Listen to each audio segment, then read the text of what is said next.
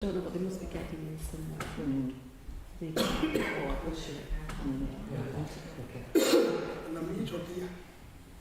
It's up to you. How was your trip? Good trip.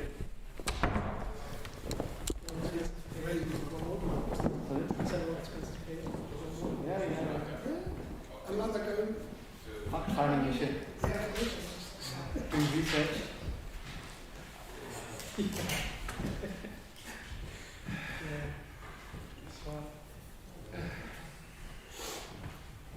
How long were you there for? 6 weeks. That's a good school. 2 weeks cut out. For the World Cup? You go for it, alright? Yeah, I can. Oh, yes, I saw something, yeah. The first opening day, he was a mascot. So that's the sum, isn't it? Contacts. So 70 hours.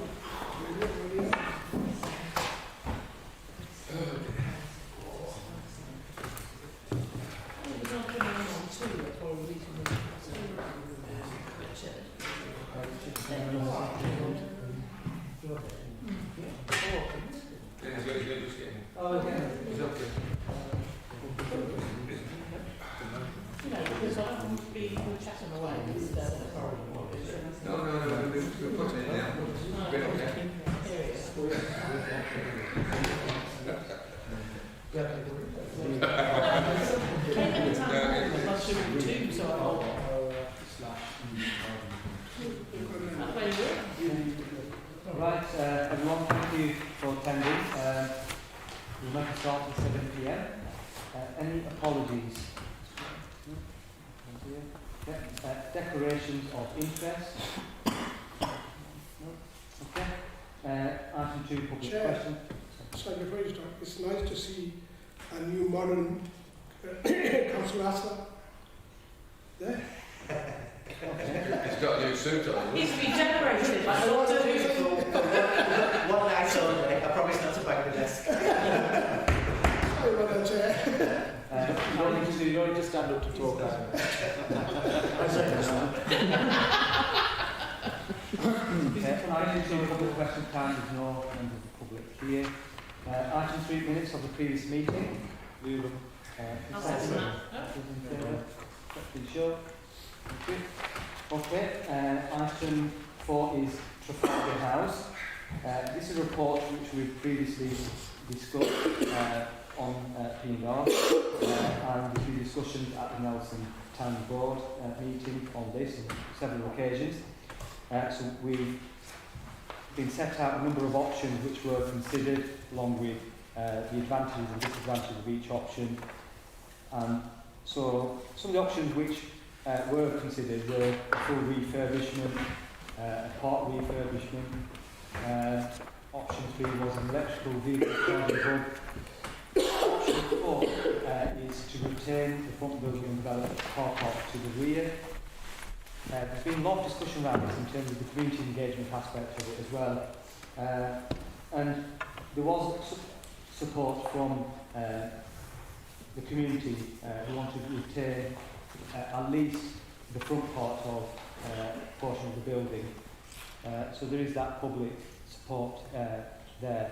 And the fourth option, which has been developed and considered, is to do the retention and refurbishment of the front portion of the building, which faces Market Street, for retail/commercial use, and creating, demolishing part of the back of the building and creating some car parking and charging provision. So that's the recommendations. So the recommendations are: number 1 is to consider the option appraisal report for Trafalgar House, and number 2 to agree to progress further design and development work on the preferred option, following the recommendation from Nelson Town Board.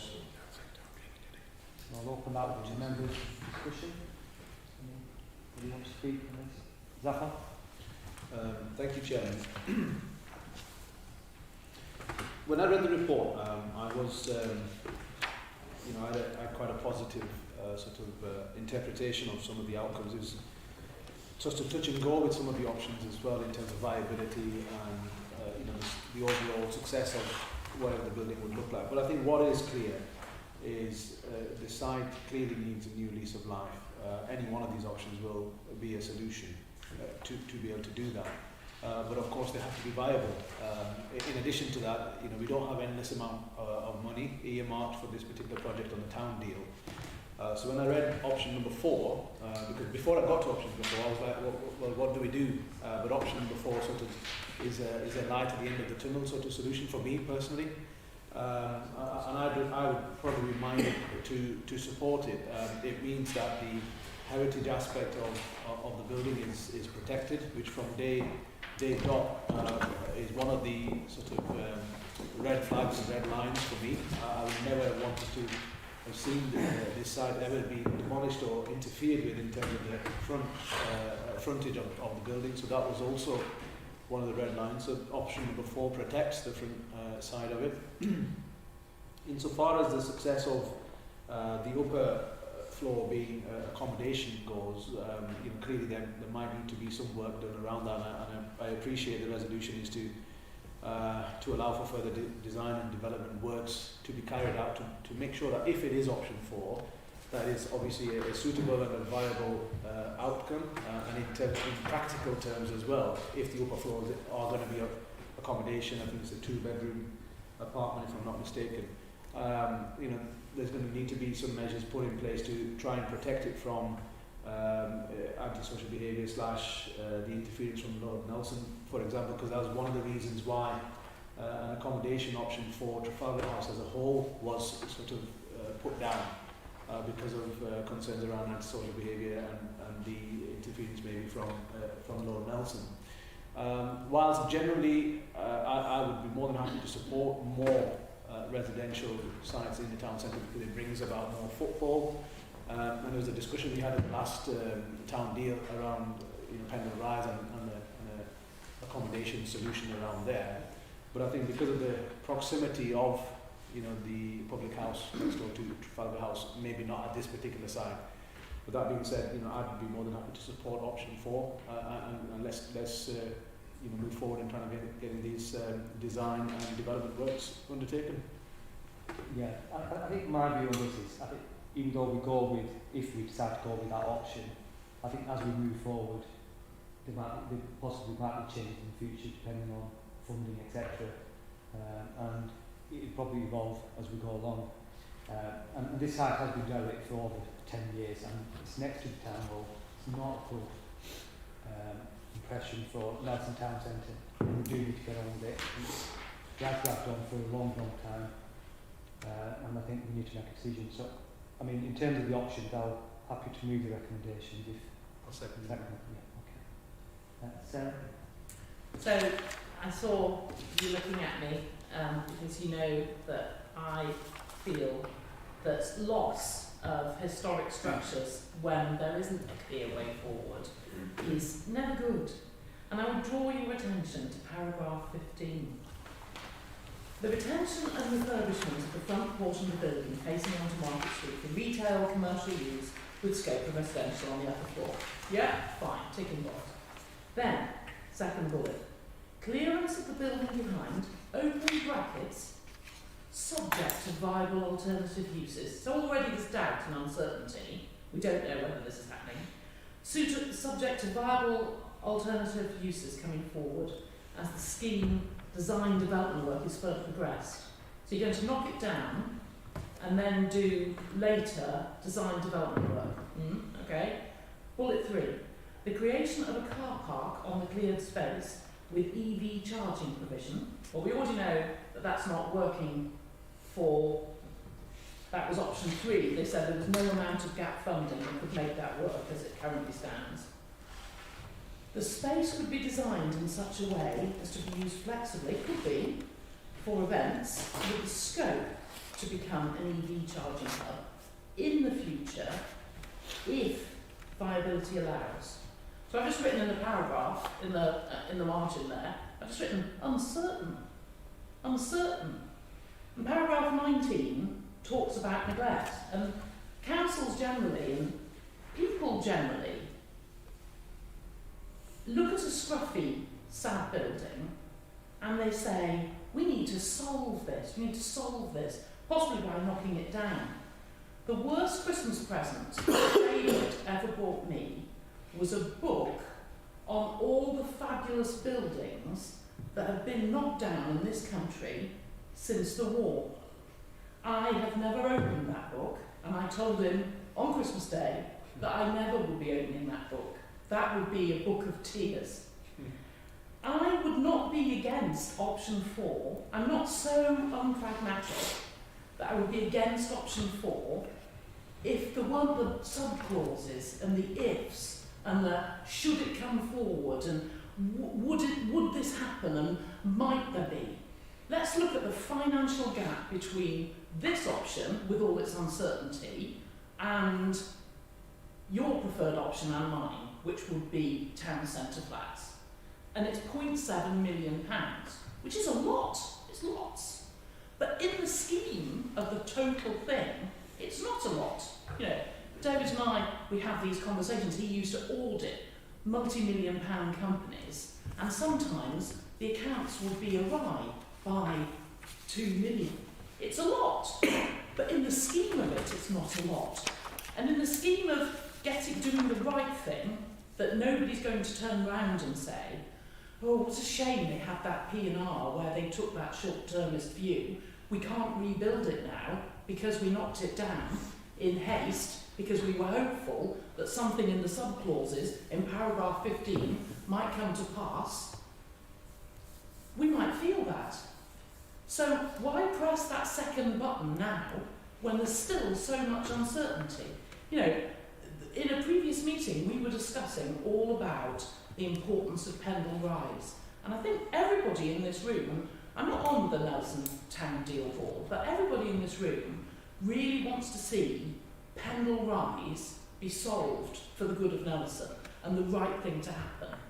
And it would be great if there was money to do this well, and everybody turned around and said, yes, that's a shining example now next to the town hall, that's great. But supposing there isn't the money to do it well, wouldn't it be better to do some things really well and then other things a bit of and potentially press pause? And you can do that with a historic building. You could repair the roof, mothball it, do the bit at the front, not say that it might not come forward in the future. It might be the best option when it's fully realised. But don't get that wrecking ball out now when you've still got all of that uncertainty in paragraph 15. That's what I feel. Thank you. David? Thank you, Chairman. The back end of that building, Begley. I mean, I see it every time I come to the town hall, and it's a blot on the landscape. I mean, the front facade is historic, attractive, perhaps. It's got trees growing out of it. Now, to conserve something, and I'm sure I've said this at the previous meeting, but to conserve something, you have to have a use that makes it sustainable. It's no good trying to preserve something in aspic and hoping for the best in the future.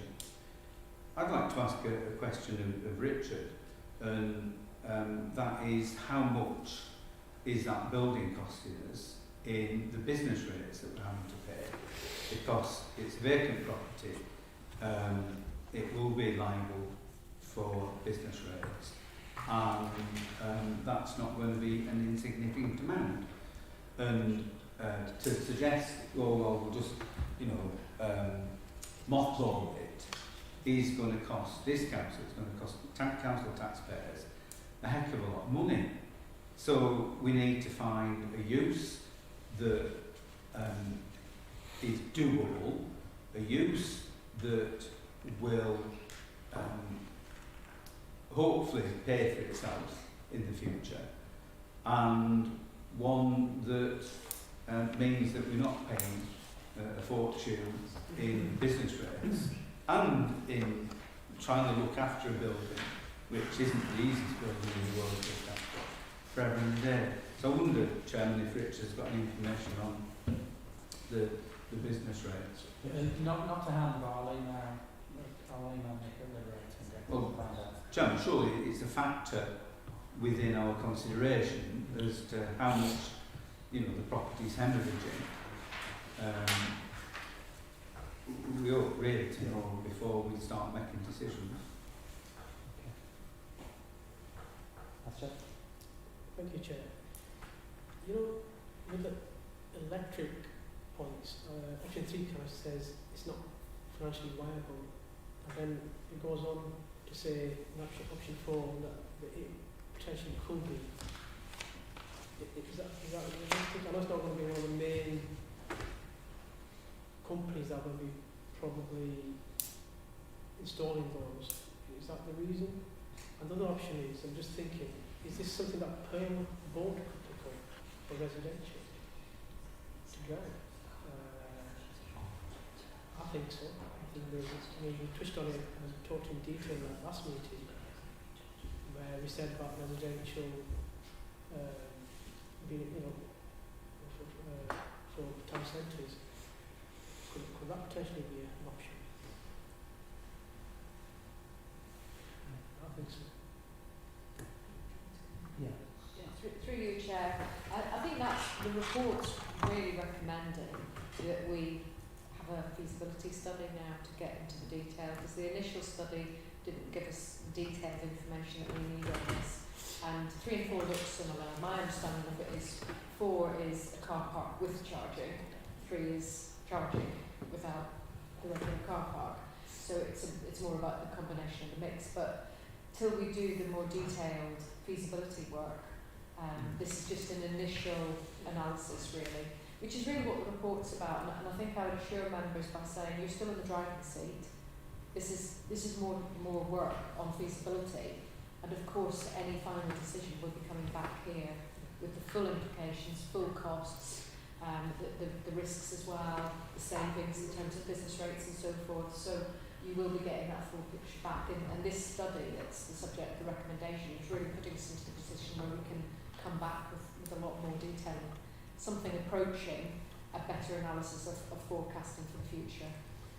Could we ask Julie, Whittaker, if they could possibly have talked with both Pearl board and see if is there any possibility that they could maybe develop that site, and that what will reduce our significant cost as a council. Sorry, I couldn't hear what you I'm said. just saying about the Pearl board. Is it? Can you refer this to the Pearl? Possibly. I'll let Richard come on this, because there is a procurement question in that we've worked with Pearl for many years, Yeah. but that relationship under procurement law is coming towards an end, and we're towards the end of that relationship. But my understanding is we aren't commissioning any new projects Well, not with them. So, my understanding is if we'd let Pembroke potentially, well that's what the report's saying, isn't it? Yeah. Priority 1 is Pembroke didn't mean- lines, Yeah. and if there's sufficient capacity at the end, then we could look to bridge the gap, and that may or may not be through the JV. But without knowing what the Pendle Rise sum is, you don't know what you've got to play with, and that makes working out the best option going forward difficult. Thank you. Duke? I think just following on from that, I think we did say last time when we discussed the Pendle Rise issue that Pendle Rise was the most important aspect, and as you say, if there's more money left within the Nelson Town deal, then this will be the sort of next best priority, as it were. This is obviously the heritage of Nelson. There's not a lot of it left, so it should be trying to preserve as much as possible. I think as Sarah said, the idea of the feasibility report, having a look at the different options, that's a good thing to do. Discuss what's possible, where the shortfall is. Don't rush in like we obviously did back in 2020 and just buy it to say, here's a car park, let's knock it down. That was a very short-term view there. So I think gathering the facts, gathering the costs of the rates, the costs of knocking it down, demolition's not going to be cheap even if we did go that route. So I think gathering the options together, preserving / mothballing it in the meantime. I notice in Power 23 we're obviously looking at some of the costs that we're going to have to incur in order to protect it. so it doesn't get any worse, really. 10 years of neglect is not a good advert from either the previous owners or the council. So being able to just give it that little bit of extra look after it, so we've got a window of opportunity to look at the best options for it for Nelson Town Centre, rather than just something rather dull and depressing like a car park. I would just point out, Chairman, that demolishing it and creating car parking spaces is probably what a lot of people in Nelson will say is needed. There's a huge shortage of car parking, and local residents would probably say, yeah, make a car park out of it and save the business rates and the repair costs, which are stacking up. I think it's one, sorry, Can I ask a question? Obviously, we did a consultation with members of the public. How many exactly said car park? And of course, you do still pay business rates, Ash has just pointed that out, on car. I mean, in terms of the community engagement, It doesn't say in the report how many said car park. 34 responses on page 3. Consultation on the option appraisal. August 22, drop-in event at Nelson Town Hall, an online questionnaire. 34 responses were received, and general outcome of the consultation shows support for wishing to retain at least the front portion of the building facing onto North Street, while accepting clearance of the building behind to allow new uses. Well, I'd like to see that broken down, Yeah, because I think that's a little bit, you know what I mean? yeah. Let's have a pie chart. Of 34 responses. Yeah. I mean, I think it's one of them issues where you're going to get different views on it. There'll be arguments on both sides. And I think what we do is, I think in terms of the recommendation, what it allows us to do is move forward. It will allow further design and development work to take place. We'll come back to councillors, and then we can have a further discussion once we've got more detail. That's it. Could we have the Pendle option on the table as well? I'm just thinking, say like, for example, Shackleton. Pembroke, not Pembroke. Perth. Yeah, no, I'm giving an example. Shackleton Hall, I think a couple of years ago, was delivered and it's successful and it's all occupied. Is there potential for Pembroke or whichever joint venture company it is to deliver this, so we can safeguard it, Nelson's heritage, so completely demolish it? I think we could progress it, but Yeah, at the moment it's tied up with the Pendle Rise scheme, prioritising that. Yeah, I mean, in terms of the further work that's going to be carried out, for the discussion in what Ash is suggesting, It's part of that option it's part of process, the isn't option it? process, yeah. I'm not saying it Yeah. definitely go down that route, I'm saying it's as an option and further down the road. Yeah, is that okay? Yeah. So we can incorporate that within the resolution, yeah. Okay? As part of the option appraisal that's going to come forward. And can I be clear, in this resolution, is the demolition implicit at this stage? Part. Right, well, okay. And then, Okay, so the recommendation which has been moved and seconded, all those in favour please show. Those against? Okay, thank you. Carries. Okay, next item 5 is the Household Support Fund and Energy Rebate Update. This is to do with the funding we have had previously and the new scheme going forward. And in terms of this funding, it's much needed support for and it's greatly welcomed, and really the purpose of this is to identify and target those people who really need it most. So there's a number of recommendations which are before us. So first recommendation is just noting the scope of the Household Support Fund. Next one is in terms of decision making forward, going in terms of scheme for 23-24, and noting the outcome of the energy rebate scheme as set out in the report. I'd like to second that if you were moving it there.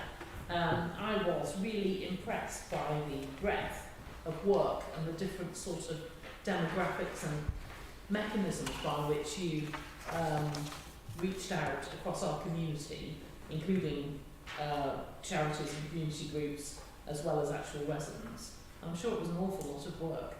I think you're to be congratulated for completing such a complicated and multifaceted scheme. David? Thank you, Chairman.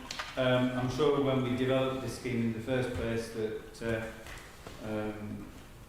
we paid due attention to all the different aspects and council holding prices,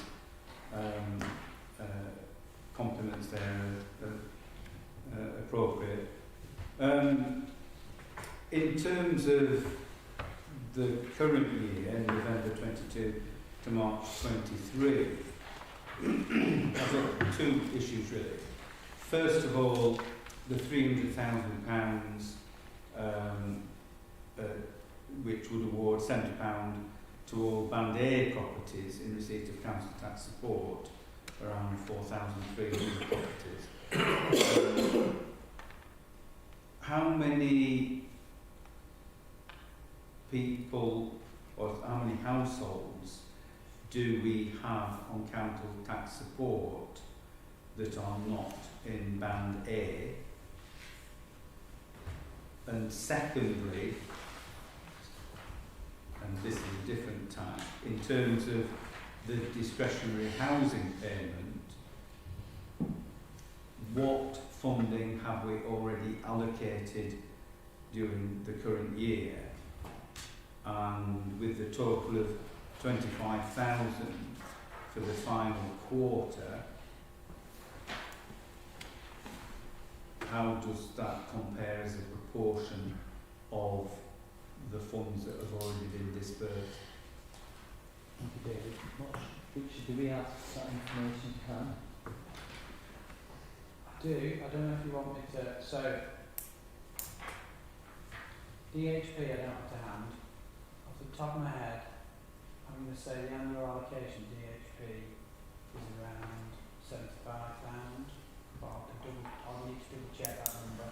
So, in recent years, we struggled to spend all the DHP. But obviously, with all the changes in the economy, we have spent up in the DHP. So, we stopped issuing DHP around the end of October. So, that shows you the shift, which is why we were allowed to shift the household support fund and use that on DHP. If you bear with me, I don't know if you want to carry on. I've got an email somewhere with the 100 Band A property. Well, the thrust of the question around the council tax support payments to Band A properties is how many people who aren't in Band A are in receipt of council support, which means by definition they're financially hardship, but they're not going to benefit from this programme. Richard, do we have that?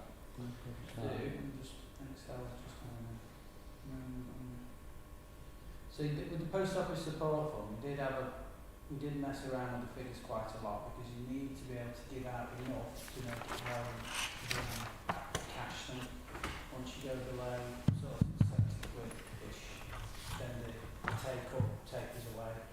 So we know the post office, we say ideally if you get to £100 you get about 90% take-up. But then the lower the money comes back, you get lower and lower take-up. So that means even though you think you've distributed the money, you're not getting it. So that's why we ended up that we wanted to be worth a big enough number to make it to warrant that people would cash it. So close everything down and open up again.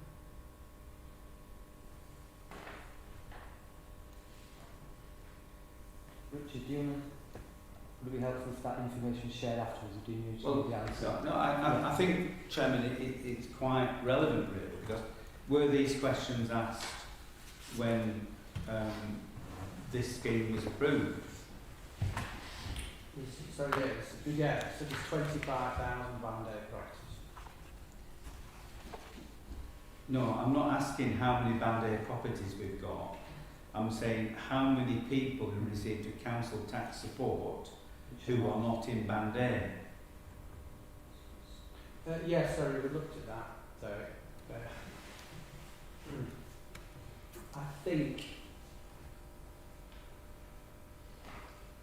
you bear with me, I'll find it. I think you can fund A to D, council tax support, and it drops it down to about £60. Which that's one of the options we looked at.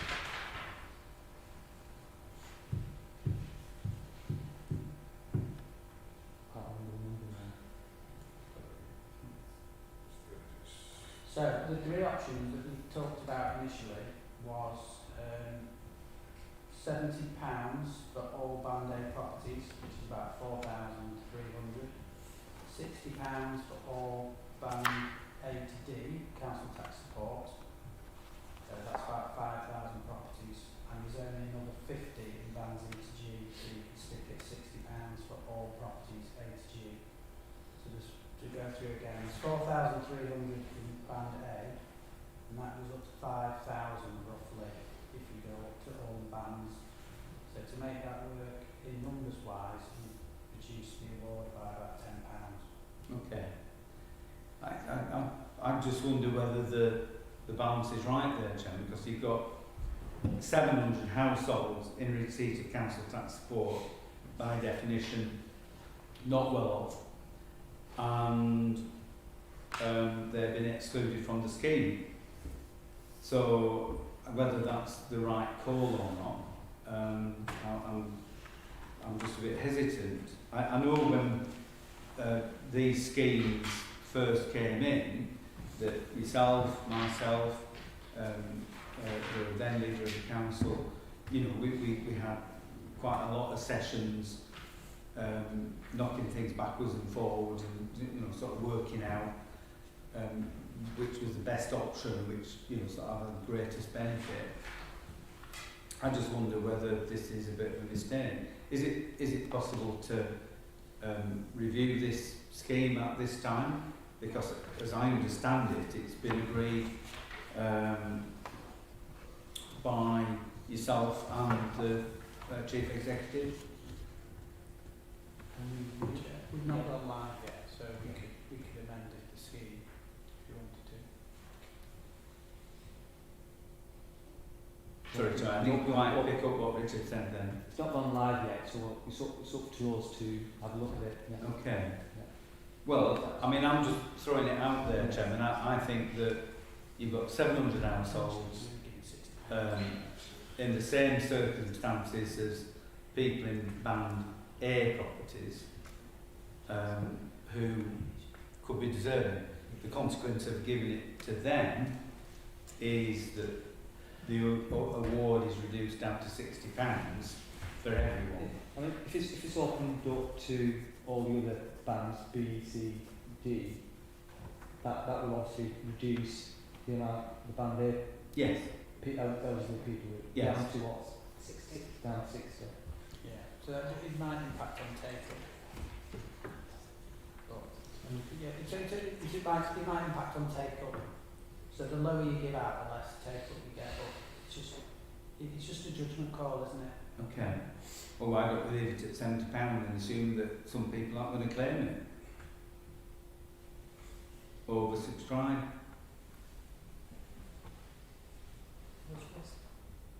Financial risk. There's risk.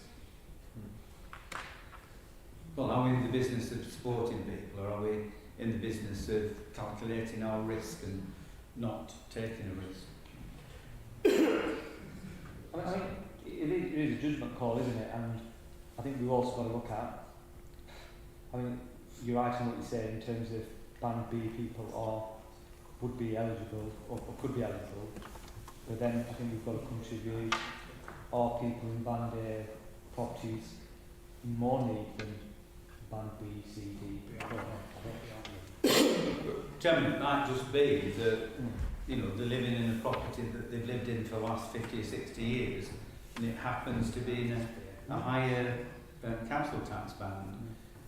You know, in terms of their financial well-being, they might be more impoverished than people who live in Band A. What we do know is that if they qualify for council tax support, then their circumstances are such that they qualify for council tax support, and that equally applies to people, whichever council tax band people are in. Councillor Heath? Chair, what is the risk? If we do expand it, we just mentioned risk, what is the risk and how much we're talking about? So if 100% take up, if we had 100% take up, we'd be out by 50,000. And that's the maximum risk. Yeah, that'd be the maximum risk. And what is the potential average risk we're looking at? You'd need take up to drop to 85% to break even. And in the past, what's the percentage of take up? Just below 90. Yeah. So So Chair, to be honest, yeah, and not many of obviously is looking, I rather go for the increase of the 700, because obviously in the past I've never heard in the 15 years I've been here 100% take up of anything, and it's always 80%, 75, 80%. I think the risk is worth taking, even if it's gone 15,000 over. You know, the people we have, that's one of the reasons we're here, to help these people in these difficult times. So, for me, this is not politics. This is just helping people. No, it's not. No, that's right. Obviously, I actually didn't understand this before. So I'm listening from you. And obviously what I heard, if 700 more households can benefit at a small cost, well scenario small cost, then I think it's worth looking into and worth doing, Chair.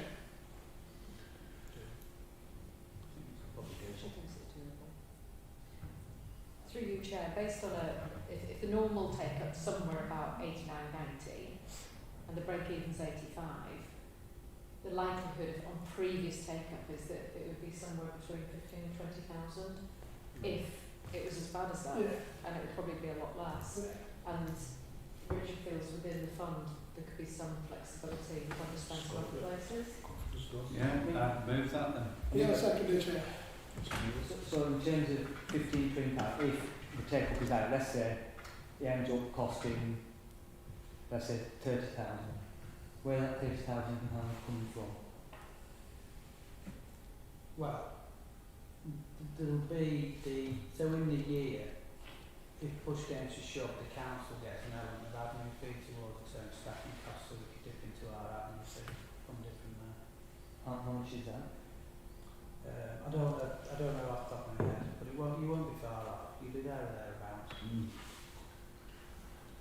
I mean, I'm comfortable with it. I think you're okay with it. Can I just say that will then cost us some money then, won't it? If we're going to pay from our admin fee, that's not going to cover our staff costs then, is it? Well, the staff costs are embedded anyway in the budget. But this was a contribution to them. Yeah, it was extra contribution towards the I mean, if you say there's flexibility in other parts of the pots, then almost like we say, well, we can flex the scheme provided it doesn't cost the council any more. Because we haven't got any money. Yeah, We can't keep spending money left, right and centre. we don't know that the CAB are going to spend their pot, for example. I mean, they're likely to. But we'd have to say, take it away from them now. In order to fund the extension. And do you stop at band A to D, or do you carry on like over the page on 15A, where we've got a bunch of houses that are E to H in respect of council tax support as well? 60. Small. So it's a small number, but again, they might have been living in the house for 50 years, and it's suddenly gone up in value, or gradually gone up in value. I would include them as well, but, you know. Yeah. Mike? Thanks, Chairman. I think you've got to balance the books, but I think the fact that there's several hundred houses with people in them that aren't going to get support, the line must be drawn somewhere, but it's not very fair if you're next to the line, and if these people need help and support, within our budget we should give it.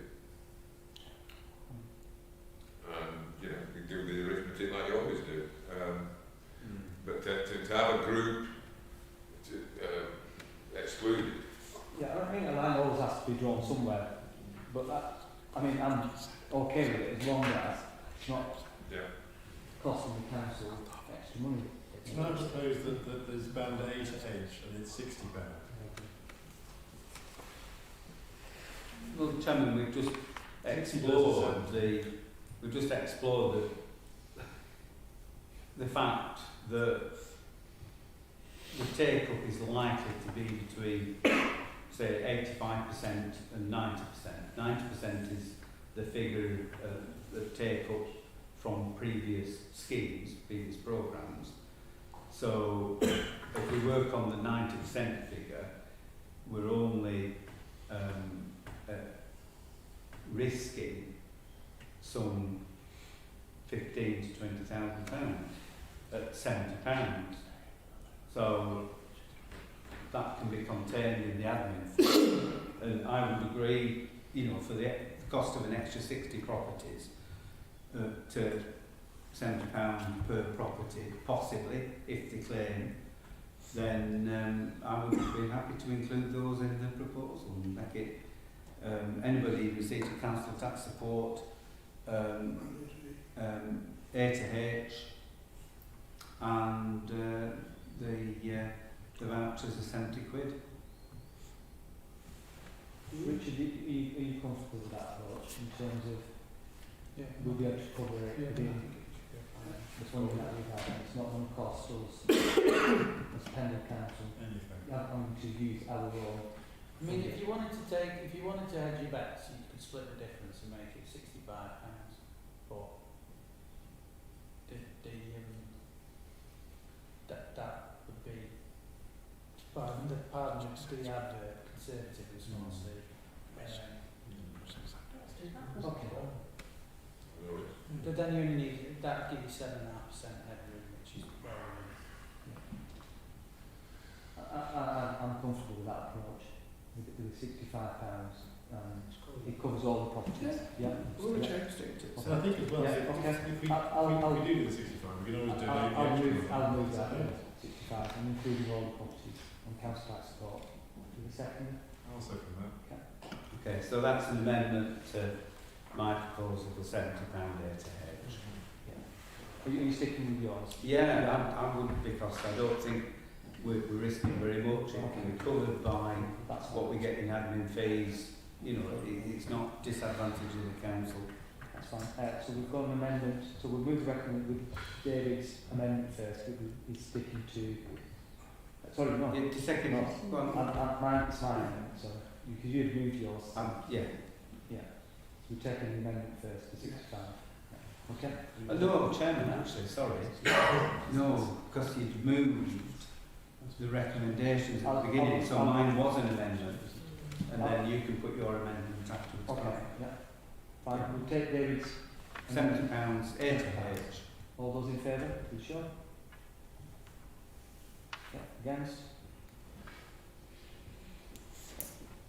Okay. It's fine. That's defeated. So back to the £65 assistance. All those in favour? You sure? Okay. Against? So that's moved and approved. Chairman, can I move another amendment? In the recommendations, it's delegate authority to the director forces in consultation with the leader of the council to agree a local scheme for the next financial year.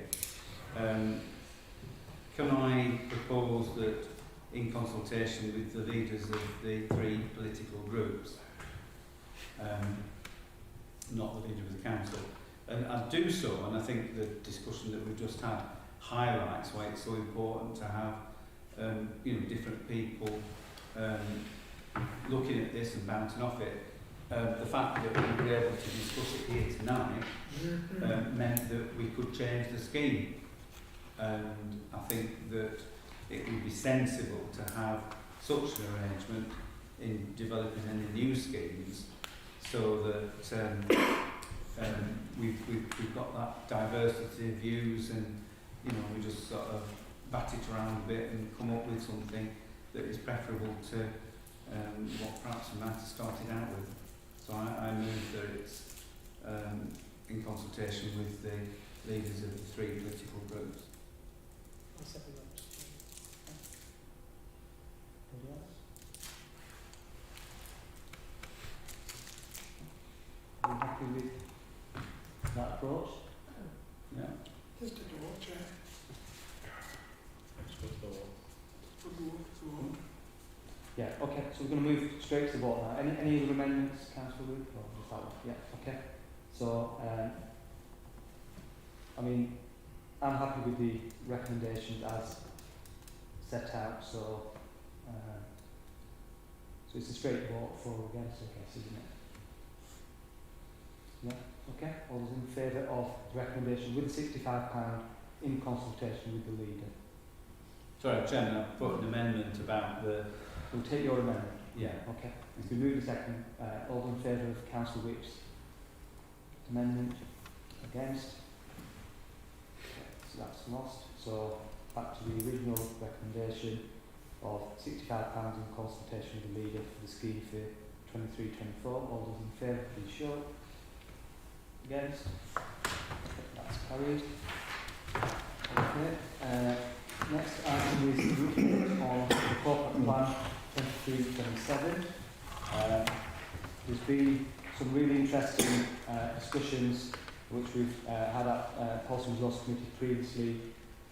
Discussions have been held with the business community, residents, members, and some really interesting facts and figures have come out of all the consultation that's been carried out. And this is just an update for members, and the recommendation is to note the report at this stage. And I think it's been really positive in terms of the discussions. I mean, I've attended a few of these events. There's been the public consultation, and there was an event the other day with the business community. Again, some really positive feedback from the business community and also from members. We had quite a lively, interesting debate. I think this is something really positive for the council, and we need to grasp it and move forward. So I'll move the recommendation. Just some more thing actually. Sarah? This is really interesting, and there are threads that come across which are obviously shared across our communities, and some of them, many of them are positive. Didn't Pendle come, wasn't it the happiest, what was it the happiest? Not just in the north, in East Lancashire, it's now the happiest place. So the second in the UK. Second in the UK, yes. Torridge in Devon. So there's lots of positivity, and there are themes of things that we need to address, which is the point of the exercise. But I'm going to strike a small note of negativity here, because, and it is always difficult to get people to engage. It is. You can have something really interesting, and you know, I know this in my position with the neighbourhood plan. You want to share that with people, and then you just get either the same old faces or just some. Once I had an event for the neighbourhood plan, and I got the town hall was full of some random passing cyclists who lived in Yorkshire. They still gave their views. It was interesting, but it's hard to capture all of those people.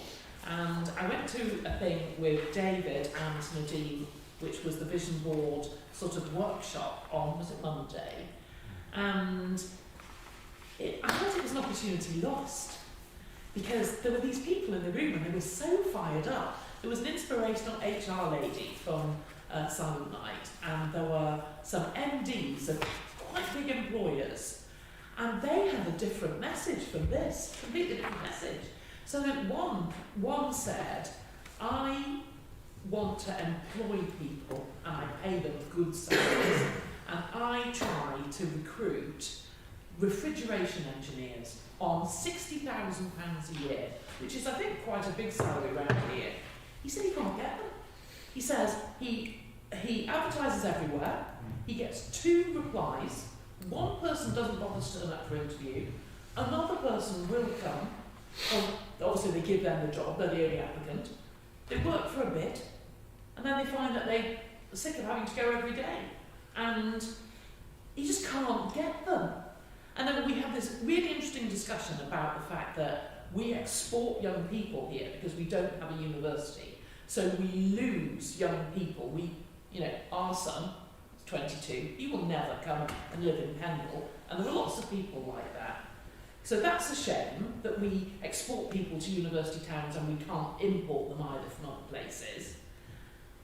But they said that there was a very real lack of people who want to do good apprenticeships. It wasn't just this one chap, it was several of them, wasn't it, in the room? And it was a shame because they were getting really into the nitty-gritty and nuts and bolts of it and trying to sort of dissect it when they said, oh, the meeting had to end and we all had to go home.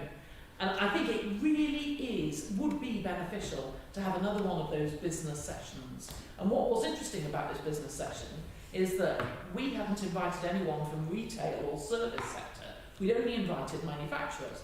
And actually, it's all part of a continuum. I spoke at this meeting and I said, really, we want not only the people in your factory who work in your business to live here and enjoy living here, but we want them to come and spend money in Combe, going out for dinner or buying food and actually shop or whatever. And it's part of a whole continuum. We want the businesses to pay business rates here, we want the people to have good salaries here and career progression, and we want them to spend that money in businesses here so that the whole economy benefits.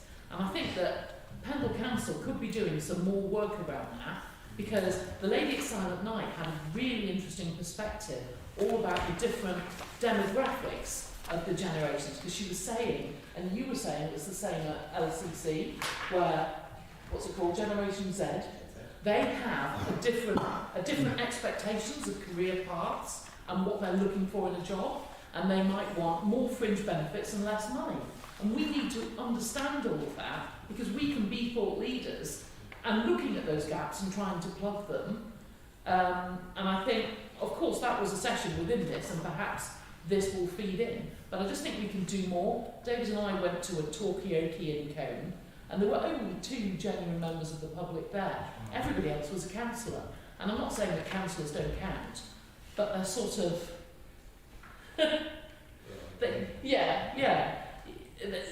Getting more members of the public engaged, it is difficult, but it is worthwhile. Thanks, sir. Asha? Yeah, thank you, Chair. Fully support everything that's already been said. I think we've had a very interesting and detailed discussion a couple of days back on Teams meeting.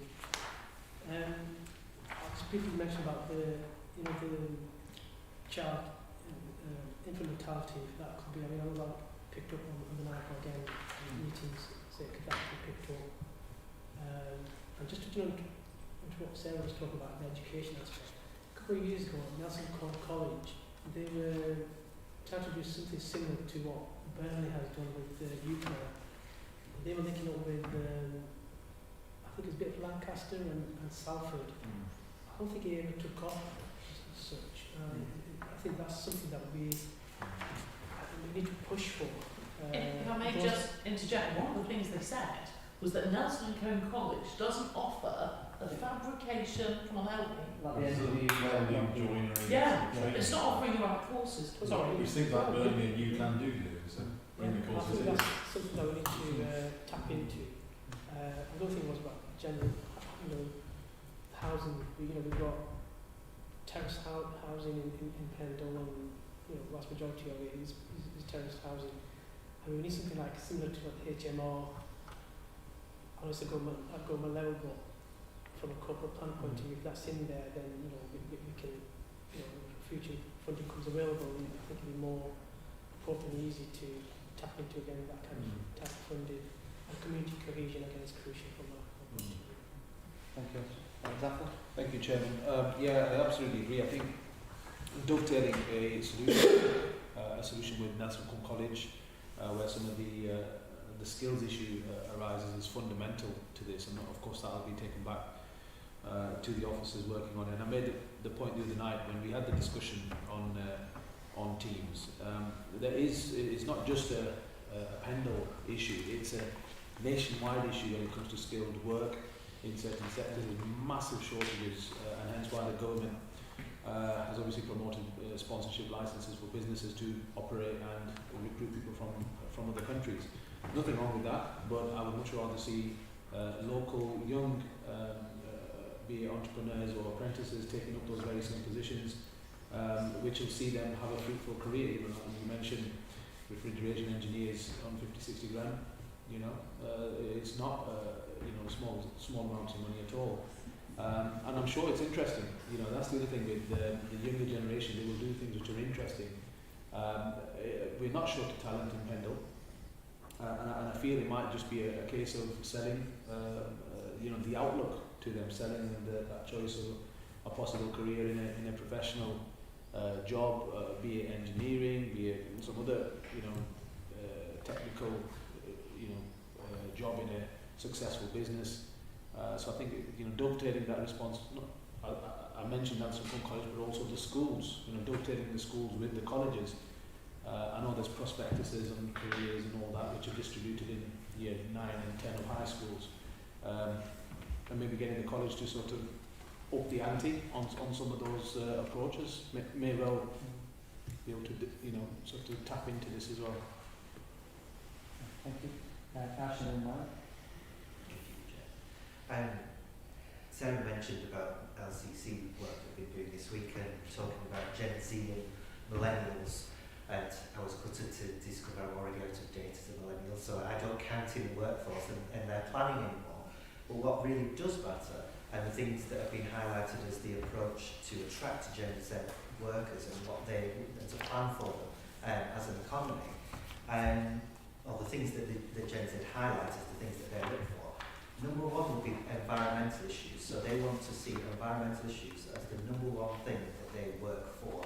So whether that's, you know, their employer really cares about it, or that they're making a difference with environmental issues, that's the number one thing at the top of their list. And secondly is about making a difference. So it's not about money. That comes at number 3. So the first things are nothing to do with money. We always kind of we tend to pin things on being, you know, attractive things, being money orientated.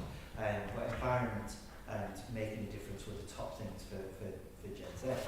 I absolutely support what Sarah said earlier about looking at a broader range of economy, because these things all fit together. And we will suffer a similar sort of what I'd refer to as exporting, or could we say exporting children? That sounds really bad. Exporting our youth as students. But I call it brain drain. We suffer with brain drain because people go away to study, but they don't want to come back because they don't want to spend their life here. Not just because there isn't a job, but because there isn't a full economy to explore. And if you know, Sarah's son lives in London, he goes out, explores everything that London has to offer, he's got something for everyone. And I think that's why the wider economy around more than just the manufacturing things are really fundamental to the bigger picture.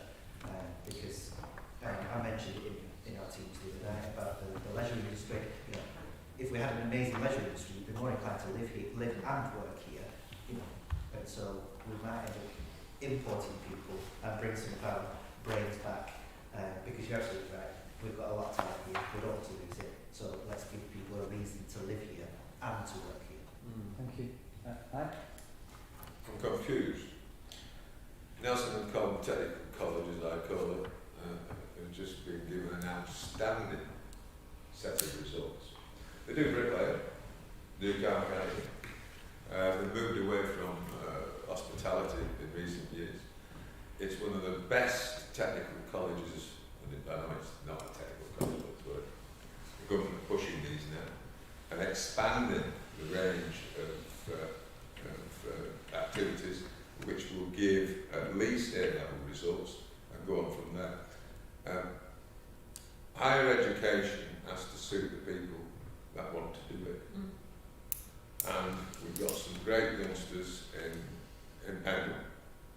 My sons went to the technical college and learned first class mechanics and engineering and everything else. They build walls and knock them down. There may well be a shortage of joiners, but most of that's done bench work these days.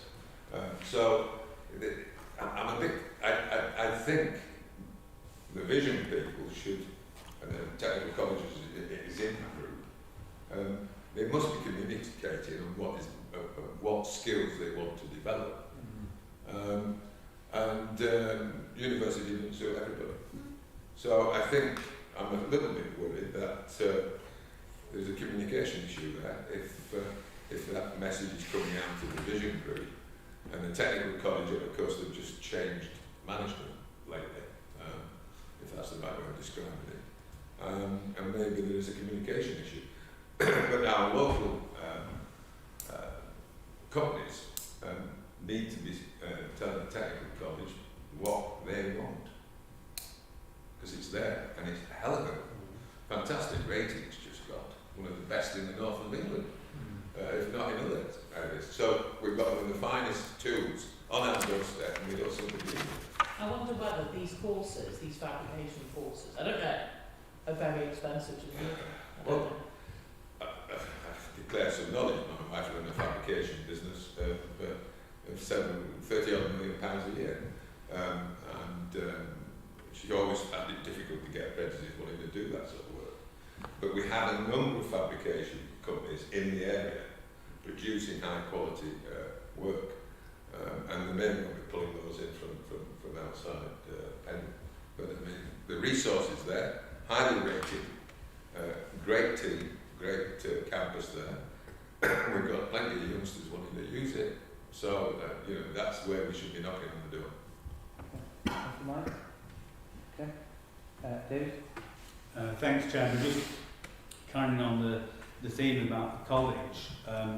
The college were very responsive earlier in the pandemic when we had nationally a great shortage of care workers, and they were very adept in setting up courses in order to train care workers, and they were praised for that. So I think they are responsive to local needs, and I suspect that part of the problems that we're experiencing is actually reaping the so-called benefits of Brexit, which means that there are shortages not only of skilled workers but shortages of workers in all sectors that is causing huge problems and helping to hobble, if not cripple, our economy. So the general background is something that isn't only affecting Pendle but affecting the whole of the country, and as we have seen with the economic performance, we're doing a lot poorer than other parts of the world.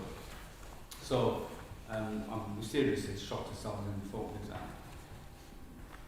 Turning to the corporate plan, 7 months in the making, and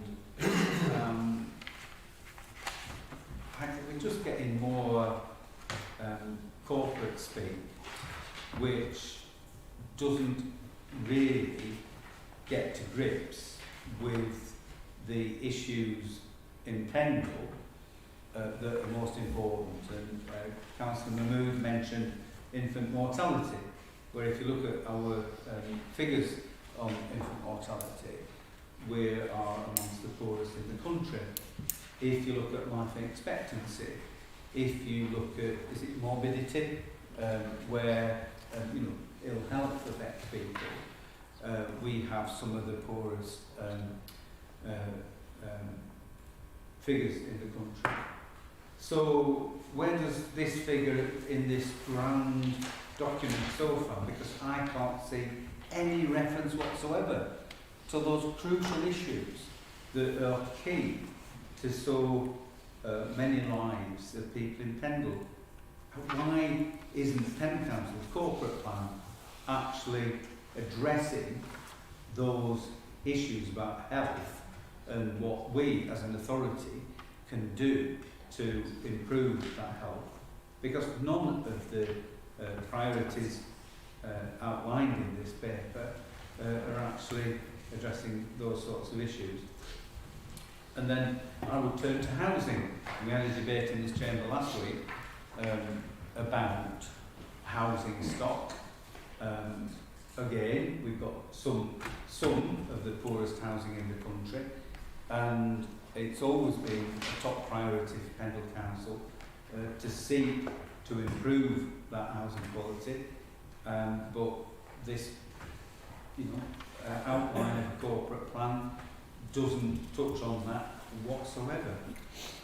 Thinking about my own ward, a top priority for Avey is to address the flooding. But again, referring back to the meeting that we had last week, a proposal for Pendle Council to bid for £2.5 million of funding, which is there, ready, willing and able to be invested into Avey, was ruled out of order by the powers that be. So, and again, flooding doesn't get a mention in here, and yet it's such a key component of the quality of life and the economic prosperity of Avey, but no, not a mention. And then we've got some of the topics which, Pendle Council has some involvement with roads and transport. But all the bullet points on here are the Highway Authority, the County Council, and we can seek to influence what the County Council does, but as we've seen over the years, we don't have a great deal of impact, and bullet points: improve the roads, road maintenance, improve the roads, public transport. None of these are issues which Pendle Council directly addresses and deals with. Community safety, close to my heart, but all the bullet points are about more policing, increased policing, improve roads, more speed cameras. Well, fine, fair enough. I accept and fully understand that these are issues that are important to Pendle residents. But surely Pendle Council's corporate plan isn't seeking to solve all the wars of the world in terms of what the County Council should be doing, but we should be seeking to focus on those issues which are important to the local residents, and at the same time something that we, Pendle Council, can actually do something about. So 7 months in the making, and I despair that we're not getting very far, and I fear that we're going up rather a cul-de-sac and taking the wrong road. So I await developments, but our priorities have surely got to be aligned to the needs of the residents of this area, not just what a handful of people, 2 people in Con, the Tokyoke, in Bonolswick, when they had the street session. I was having to drag people across and say, please take part in this, because the people from in situ were, sort of just, they were unable to engage with people. So, penny numbers of residents have taken part in this, and we're getting a rather distorted set of priorities coming through as a consequence, and all those important issues apparently being ignored.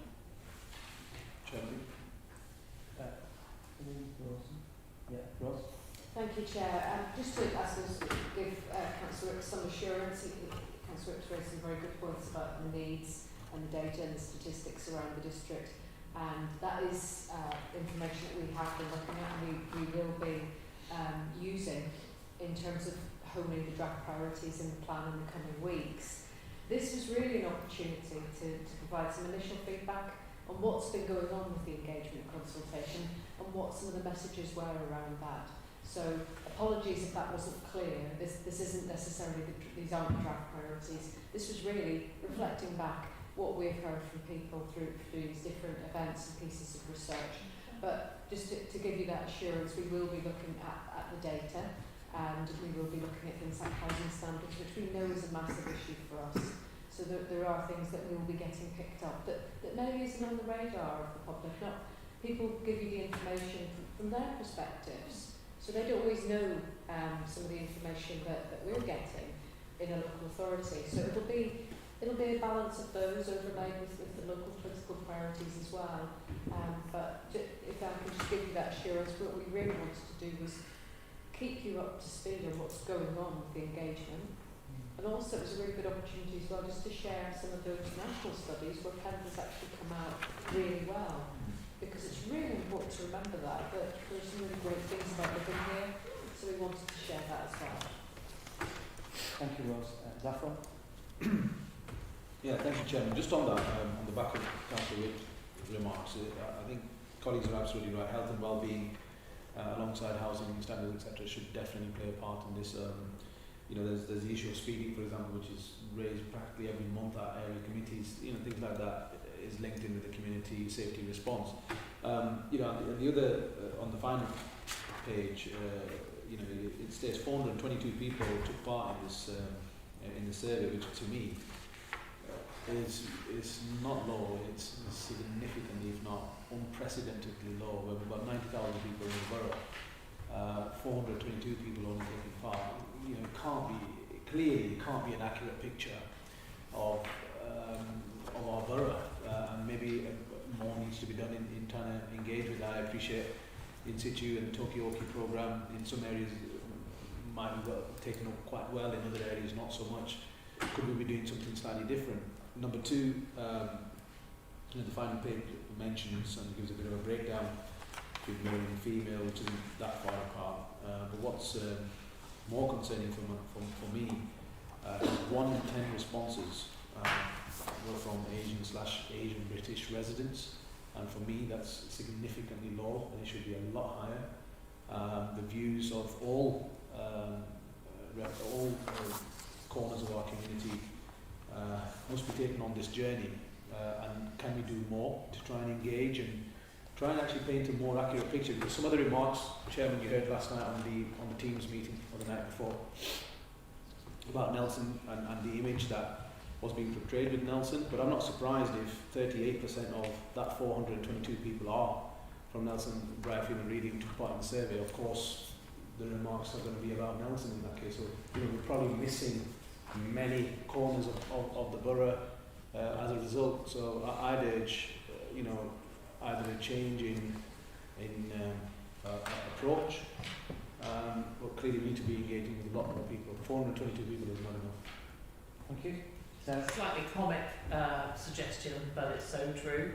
It was discussed actually at the I was a teller today, and we discussed this. The way to get coners in a room reliably is pie and peas. I knew you were going to say that. I was just mystified when I came to live in that town. You only have to put pie and peas and they'll just like queue up the hill. If you offered pie and peas, it wouldn't be expensive. If you offered pie and peas, council paid lunches. you would get all the views of all the loquacious coners that you ever wanted. Might be different in different places, I don't know. We didn't discuss that, by the way. I just knew she was going to say pie and peas. Should I round up then? I think we've all had we've all spoken about this one. I think there's a lot of information from a lot of different sources. The survey of 422 is one thing, but I think there are other surveys done, and there's obviously the various face-to-face meetings and things like that. So there are different ways to gather information. You're right though, the more people that take part, the better it would be overall. But I think, you know, it's not just a moan fest. I think there's plenty of opportunities, and there's plenty of things that allow the borough to develop in the future. I think probably one of them is almost clarity. I mean, we touched on things like things that are out of our control. You know, some things are national government, some things are county government, some things are borough, some things are town and parishes. And I think the public obviously is always confused by who does what and who's responsible for what. So what we can do as a council, we should get into our plan. What we can influence, then again, let's put that in the plan, let's see what we can do to do that. But bear in mind, we have limited resources, and we want people to prioritise on the things that we can do and deliver some results. I think the key thing for me is the idea of the journey of young people becoming older people and then old people. And it's that way where you get people in education, you get the right results for them, etc. And they may leave school at 16, 18, they may want to 21 or beyond. You can't leave school at 16 anymore. Oh, all right. So they're stuck in school until they're 18, but let's have them learning something that will benefit them. The comment from the vision board with the business people there was the fact that there is this sort of work ethic. You know, it's the idea of, I want to leave home, do some work, etc., etc. This gets my pay.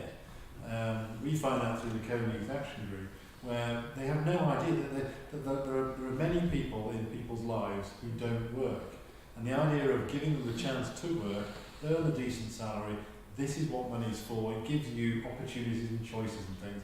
And I think, let's not forget as well, that Pendle was the happiest place to live in East Lancashire, with a score 8.1 out of 10. As we touched on earlier, this LBC report put Pendle as the second happiest place in the entire UK. But you wouldn't say universe then. Well, first the UK, next the universe. How about that? Progression. We'll get there. But you know, we've just got to beat Torridge and then we're top of the table. But we're ahead of Lichfield and Hambleton, I think, came third and fourth. So we did rather well in those. So yes, there's plenty of things to be sad about and depressed about. There's also plenty of things to be happy about as well. So let's be happy and let's seize opportunities with a bit of ambition and gusto. Thank you very much. So that's just the noting. That's fine. Thank you, everyone, for your comments. Next item is tenders. This is for Dave. Yes, Chairman, two things I just want to remark on.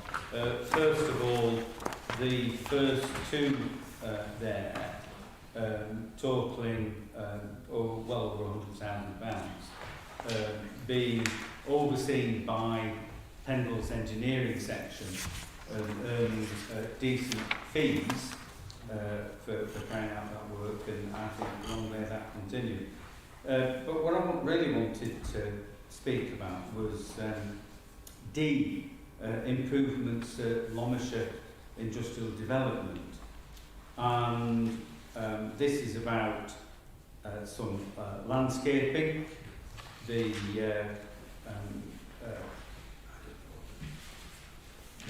actual work is irrelevant to the point that I want to raise, but it's a Lomershire Industrial Estate extension, and there's been correspondence between various people in the room over the last few days regarding the contribution that Pendle Council will be making to the actual development of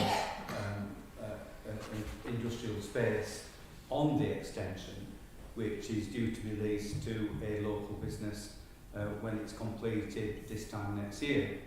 And that work is estimated to cost some £9 million. Now, the development has been undertaken by Pearl 2, of which I'm a director, and there are other directors in the room. And I checked this with the monitor after Mr. Coleshaw. It's been suggested by some of the powers that be on Pendle Council that we ought not to be taking part in any discussion about the joint ventures, of which there are several at the council, and that it's contrary to the code of practice. Now, I checked with Mr. Coleshaw and I confirmed it with him immediately before the beginning of this meeting. Our local code of conduct is not the national code of conduct, which is being quoted at us, and that local code of conduct does not debar us from discussing issues relating to those joint ventures. I am making a point of discussing issues relating to those joint ventures so as to underline the fact that we do and can participate and will continue to do so. In terms of the Pearl 2 joint venture, that joint venture in the original Pearl company was set up on the basis of Pendle Council putting in £3 for every £10 of investment.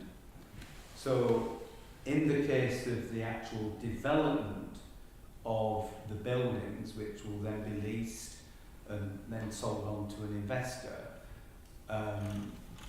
my expectation is that circa £3 million will be found by Pendle Council to put into that final jigsaw piece in the development of the Lomershire Industrial Estate. And yet, the powers that be at Pendle Council are apparently preventing this from happening. And I am dismayed at this, that this is now happening. The different joint ventures that we have, except in Pembroke, because it's a new one, have done some fantastic work,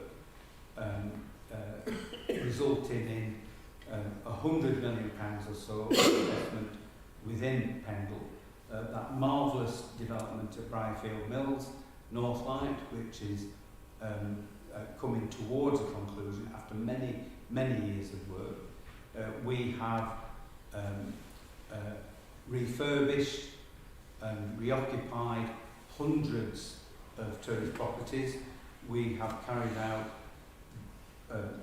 many brownfield developments, most recently, or more recently, at Oak Mill in Colne, and we've carried out some fantastic developments. And I say we, I mean Pendle Council, joint venture, Pendle Council with its enabling joint venture and partner. Centre of Colne, let's have a look. Shackleton Hall was raised earlier on. Redevelopment of the old health centre site, Hartley Square, you name it.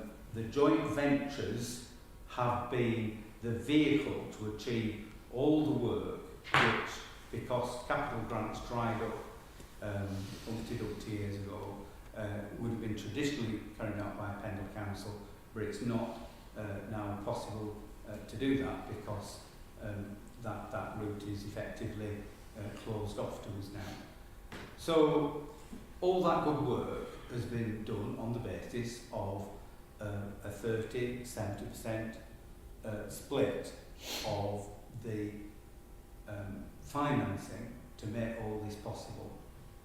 And all of a sudden, the powers that be at Pendle Council, I don't know whether this includes yourself, Chairman, turned off that tap and saying, well, this shall not happen. I think this is absolutely crucial. I called for a meeting of the Pendle Council, people involved with Pearl. I have had no response whatsoever. This is so crucial to achieve the strategic aims of this authority, to remove the consequences of not achieving the outputs for Lomershire. We've had millions of pounds of public money invested in getting that development to the point that it's at, and we need to tick the boxes in terms of what jobs will be there, what floor space will be there, and so we don't have a possibility of clawback from some of the funders who put money into it. So I am raising this. We've got an item on the agenda that says Lomershire. I think it needs thrashing out. I would very much like to thrash it out here, but if we're not going to thrash it out here, it needs to be thrashed out without any delay whatsoever. And we ought to be adhering to the